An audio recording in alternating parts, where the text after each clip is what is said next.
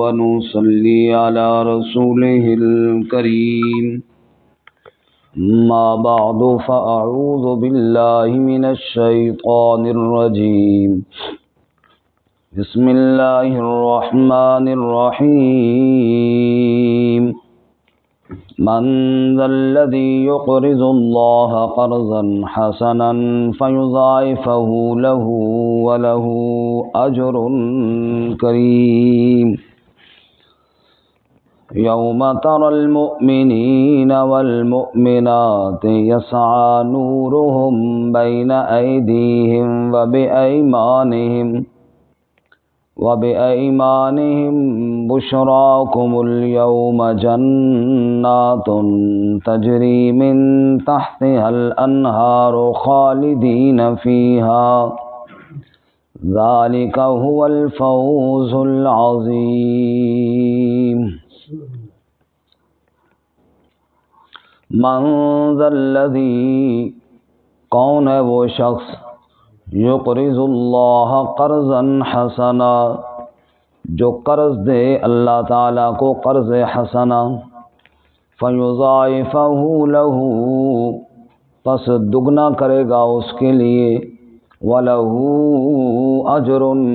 کریم اور اس کے لیے عزت والا اجر ہوگا یوم تری المؤمنین والمؤمنات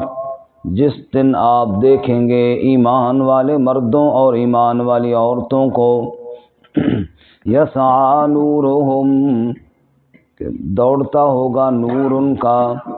بین ایدیہم و بایمانہم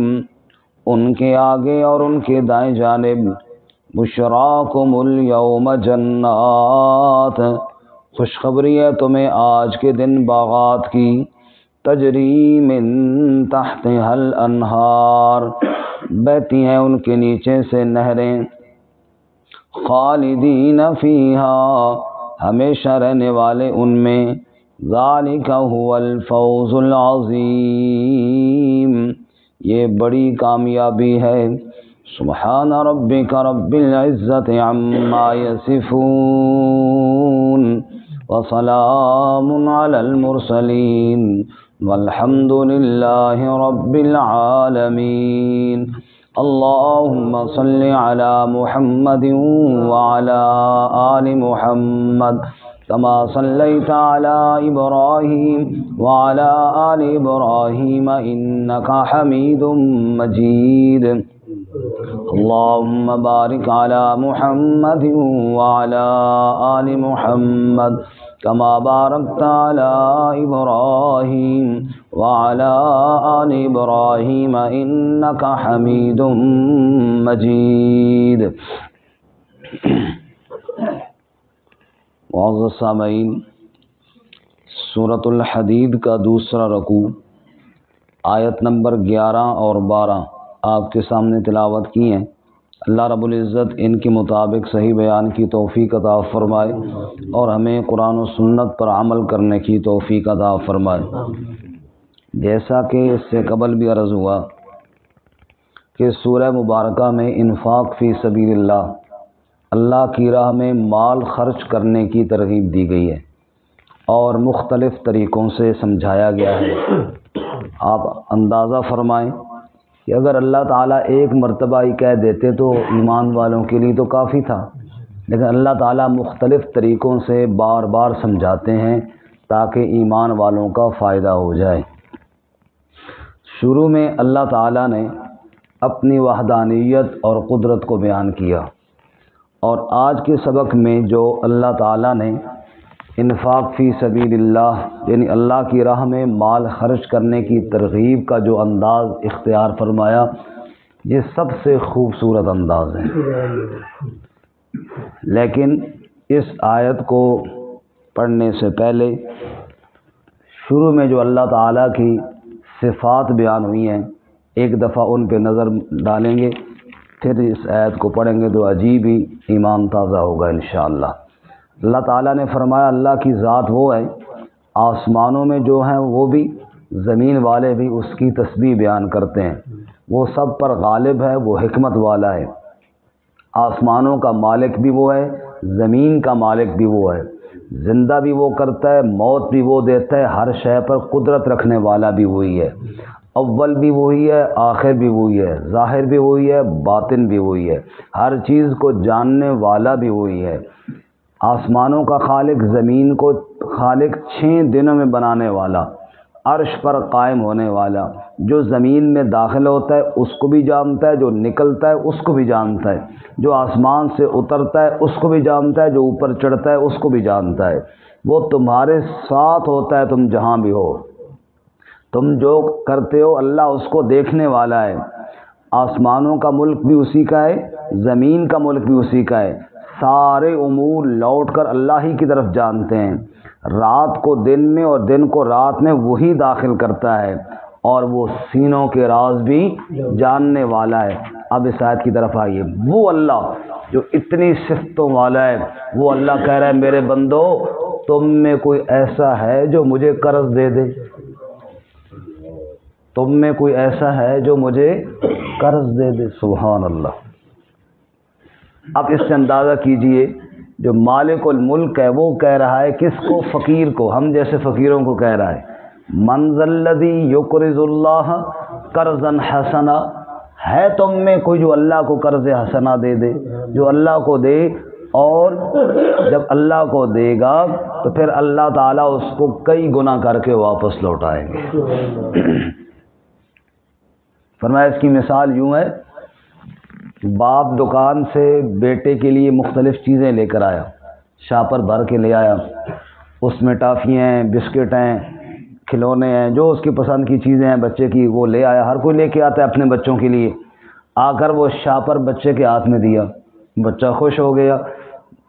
پھر وہ باپ بیٹے سے کہتا ہے ایک ابو کو بھی ایک دو گے، بابا کو بھی ایک دو گے؟ یہ جو مانگ رہا ہے یہ اس کی ضرورت نہیں ہے، یہ صرف بچے کی محبت دیکھنا چاہتا ہے کہ میرا بیٹا مجھ سے کتنی محبت کرتا ہے اور کتنا پیار کرتا ہے۔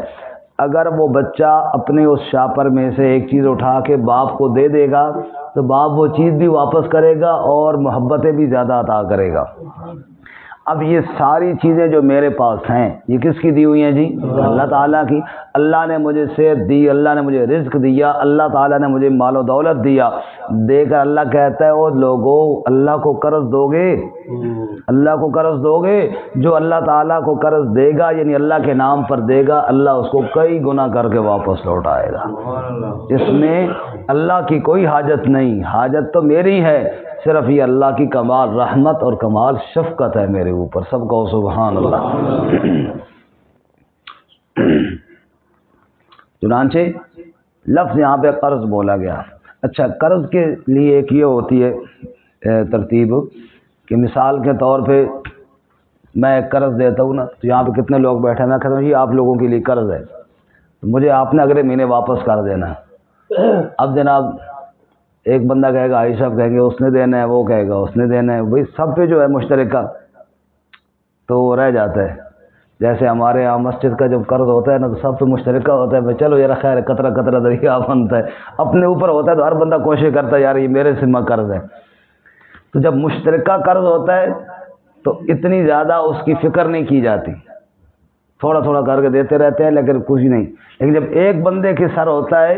تو وہ پورا پورا اس کی پتہ ہے بھی اور کوئی نہیں، میں نے خود ہی دینا ہے، تو پھر وہ دیتا ہے۔ من ذا الذی یقرض اللہ، قرض کا بدلہ تبھی ملے گا جب خالص ایک اللہ کو دو گے، تو جب خالص کس کو دو گے؟ ایک اللہ کو۔ اگر اللہ کے نام پہ دے رہے ہو لیکن دکھلا کسی اور کو رہے ہو، ریاکاری اس میں آ گئی کہ دیکھیں بادشاہ بڑا سخی ہے جی، سمجھ آئی، یا نیت کوئی اور رکھی ہوئی ہے بھائی جناب قرض دے کے آگے اس کے دنیا کا کوئی فائدہ حاصل کرنا ہے، یا قرض دے کے اللہ کے نام پر دے کے دنیا کا کوئی مفاد حاصل کرنا ہے، تو پھر وہ اللہ کا قرض نہیں رہے گا،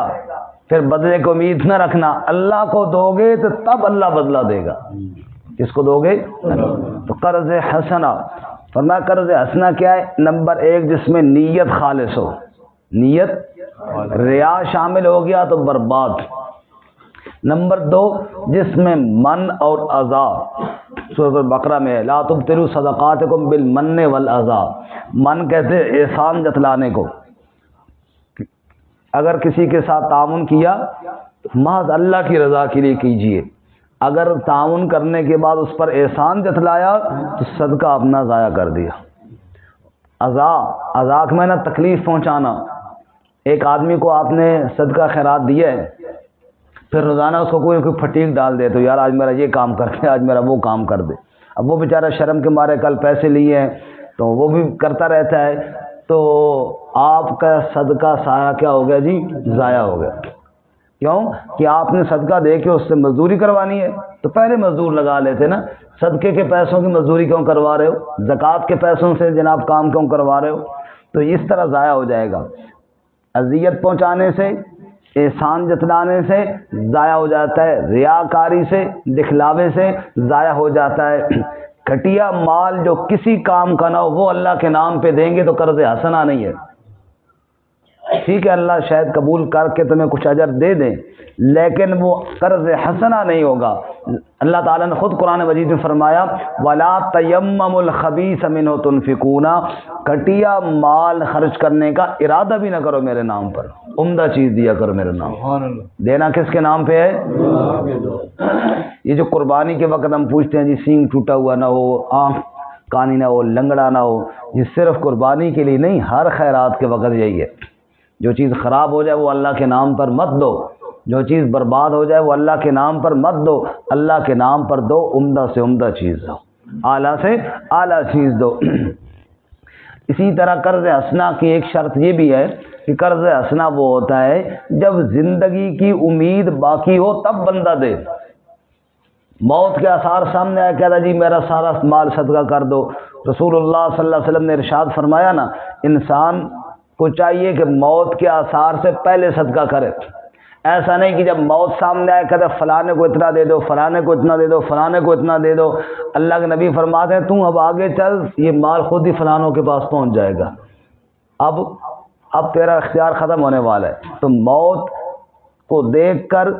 صدقہ کرے، وہ قرض حسنہ نہیں ہوگا، قرض حسنہ وہ ہے زندگی کی امید باقی ہو پھر کرے۔ اسی طرح قرض حسنہ کی ایک شرط یہ ہے کہ مال جو صدقہ دے رہا ہے وہ حلال کمائی کا ہو، اگر اس میں حرام کی ملاوٹ آ گئی، اگر اس میں دھوکے کا پیسہ آ گیا، اس میں رشوت کا پیسہ آ گیا، سود کا پیسہ آ گیا، اس میں کسی کا حق دبا کر وہ پیسہ آ گیا، بہنوں کو زمین نہیں دی وہ حصہ آیا ہوا ہے، اگر حرام کا پیسہ آ گیا دے رہا ہے اللہ کے نام پر تو وہ قرض حسنہ شمار نہیں ہوگا۔ اور ایک شرط یہ بھی ہے خفیہ دے، خفیہ، اللہ تعالیٰ کو خفیہ صدقہ دینا بڑا پسند ہے۔ رسول اللہ صلی اللہ علیہ وسلم نے ارشاد فرمایا رجل تصدق بصدقۃ فاخفاها،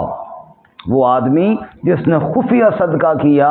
وہ اللہ تعالیٰ کے عرش کے سائے کے نیچے ہوگا۔ سبحان اللہ۔ تو خفیہ صدقہ کرنا، دکھلاوا سے بالکل بندہ بری ہو جاتے ہیں۔ ہمارے گاؤں میں ایک آدمی کے والد صاحب فوت ہوئی ہے تو اس نے مجھے فون کیا کہ ہم نے پروگرام رکھا ہے والد صاحب کے یاد میں، تو اس میں جناب لوگوں کی دعوت بھی ہے تو آپ بھی آ جائیں تو بیان بھی ہو جائے گا۔ تو میں نے کہا یار اتنا خرچہ آپ کریں گے، پورے علاقے کو روٹی کھلائیں گے، تو اس سے بہتر ہے کسی حقدار کو دے دیں یا کوئی مسجد مدرسے کا کام ہو رہا ہے وہاں دے دے تاکہ آپ کو بھی اجر ملے، آپ کے والد صاحب کے لیے بھی صدقہ جاریہ ہو جائے۔ اس نے کہا جی مولوی صاحب میں اجر کے لیے نہیں کر رہا ہوں، میں اجر کے لیے، میں نے کہا تو پھر کیوں کر رہے ہو؟ کہا اصل یہ ہے کہ لوگوں سے روٹیاں کھائی ہوئی ہیں، آخر کھلانی بھی پڑتی ہے، نہ کھلائیں گے پھر لوگ کہیں گے ہمارے گھر آ کے کھاتے رہتے تھے اور اپنا باپ مرا تو ہمیں کھلائی کوئی نہیں ہے، نعوذ باللہ۔ اس پہ کئی پیسے لگا، ہزاروں روپے لگا دیے اس بات پر کہ لوگوں سے کھائی ہوئی ہیں، آج ان کو وہ بالکل کلیئر کہہ رہا تھا، کہہ رہا جی اجر کے لیے ہمیں پتہ ہے کہ یہ سب رواج ہے لیکن اجر کے لیے نہیں کر رہے، لوگوں سے روٹیاں کھائی ہوئی ہیں، اب کھلانا تو ہماری مجبوری ہے۔ ان کاموں سے نکلیے، اللہ تعالیٰ کی رضا کے لیے صدقہ خیرات کیجیے، اسی میں کامیابی ہے۔ بہرحال من ذا الذی یقرض اللہ قرضا حسنا، کون ہے وہ جو اللہ کو قرض دے قرضن حسنا، قرض حسنا، قرض حسنا کی کچھ صفات میں نے عرض کی ہیں اور یہ ساری قرآن و سنت میں موجود ہے۔ ہمارے ایک ساتھی کہتے تھے قرض حسنا ہے، قرض ہنسنا نہیں ہے۔ قرض ہنسنا وہ ہوتا ہے بندہ قرض مانگتا ہے، اگلا بندہ کہ یار واپس کرنا ہے جی انشاءاللہ کر دوں گا جی، پھر ٹرکا جاتا ہے، اگلے مہینے پھر وہ کہتا ہے یار اللہ کے بندے 2 مہینے زیادہ ہو گئے، قرض تو نے واپس کرنا ہے ٹائم سے بس انشاءاللہ پھر کوشش کرتا ہوں، تو ہنس کے ٹال دیتا ہے۔ قرض ہنسنا نہیں ہے، قرض حسنا ہے، عمدہ قرض۔ من ذا الذی یقرض اللہ قرضا حسنا، کون ہے جو اللہ کو قرض دے قرض حسنا، فَيُضَاعِفَهُ لَهُ، اللہ اس کے لیے دگنا کرے گا، وَلَهُ أَجْرٌ كَرِيمٌ، اور اللہ عزت والا اجر عطا فرمائے گا۔ سبحان اللہ۔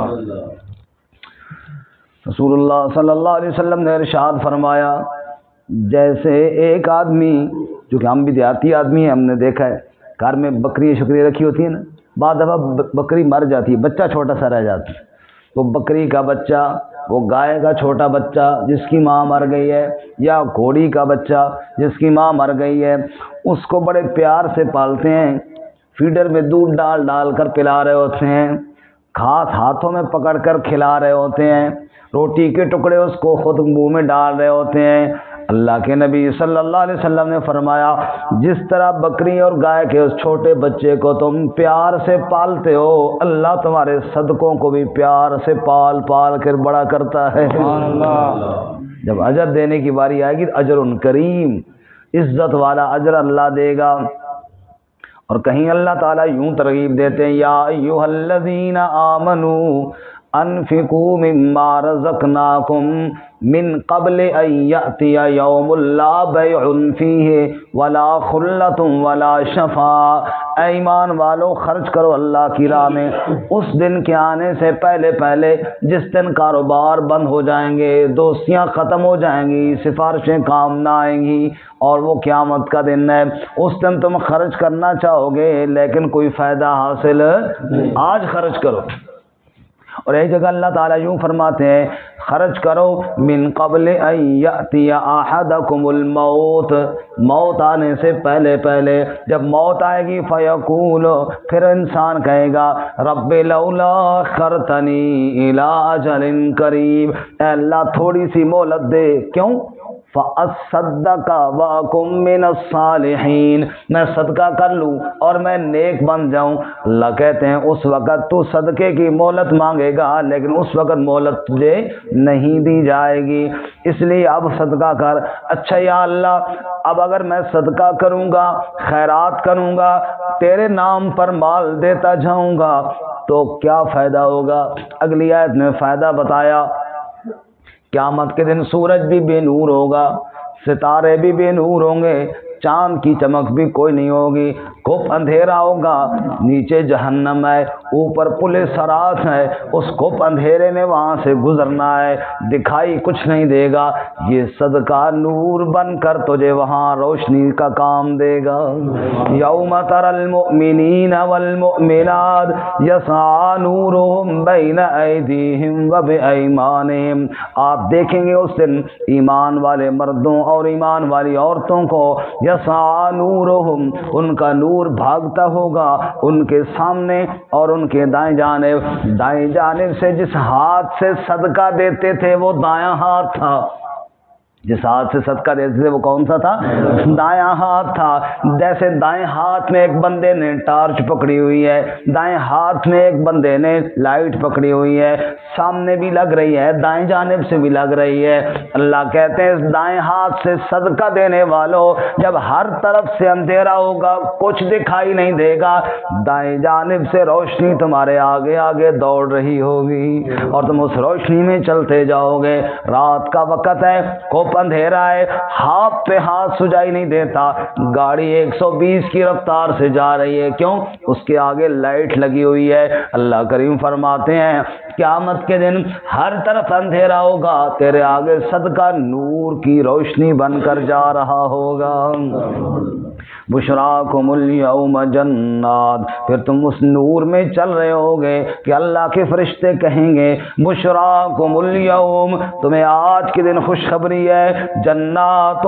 تجری من تحتها الانہار، ایسے باغات کی جن کے نیچے نہریں بہتی ہیں۔ صرف یہی نور کی بات نہیں، آگے جنت بھی تیرے لیے مہک رہی ہے، جنت بھی تیرے انتظار میں ہے، خالدین فیہا، اس میں ہمیشہ رہنے والے ہوں گے، ذالک هو الفوز العظیم،